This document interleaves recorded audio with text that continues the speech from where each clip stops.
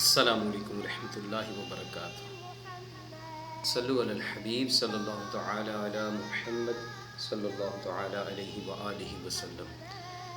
جی تو دوستو، آج آپ کے لیے بہت ہی پیارا عمل لے کے آیا ہوں جادو کی کاٹ کے حوالے سے۔ اکثر لوگوں کے اوپر جادو کر دیا جاتا ہے، آج کل یہ بات عام ہو چکی ہے۔ کسی کو کسی پہ ناراضگی ہے، غصہ ہے تو اس پہ جادو کروا دیتا ہے، کسی کو کسی کے بچے نہیں پسند تو اس کے بچوں کے اوپر جادو کروا دیتا ہے۔ اس طرح کے بے شمار معاملات ہیں۔ شادی کی بندش کے لیے یعنی جادو کر دیا جاتا ہے، بچوں اولاد نہ ہو اس کے لیے جادو کر دیا جاتا ہے۔ تو اس کا بہترین جادو کی کاٹ کے حوالے سے آج عمل لے کے آیا ہوں۔ امیر علیہ سنت دامت برکاتہم العالیہ کا بھی بتایا ہوا یہ وظیفہ ہے، بہت پیارا وظیفہ ہے۔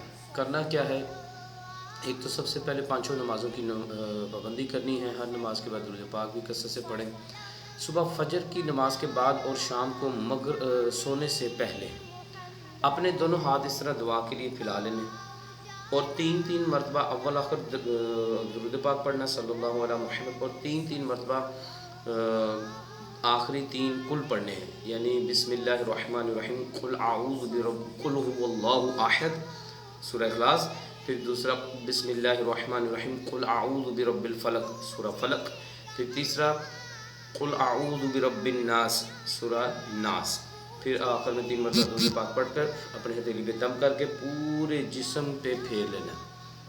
اسی طرح رات کو سونے سے پہلے بھی کرنا ہے۔ یہ عمل آپ اگر تا زندگی یعنی اپنی پوری زندگی کے لیے اس کو مخصوص کر لیں، پکا کر لیں، تو انشاءاللہ الکریم کبھی بھی آپ کے اوپر اللہ پاک نے چاہا تو جادو نہیں ہوگا۔ اگر جادو ہوا بھی ہے، کوئی بندش بھی ہے تو وہ بھی ختم ہو جائے گی اللہ کے فضل سے۔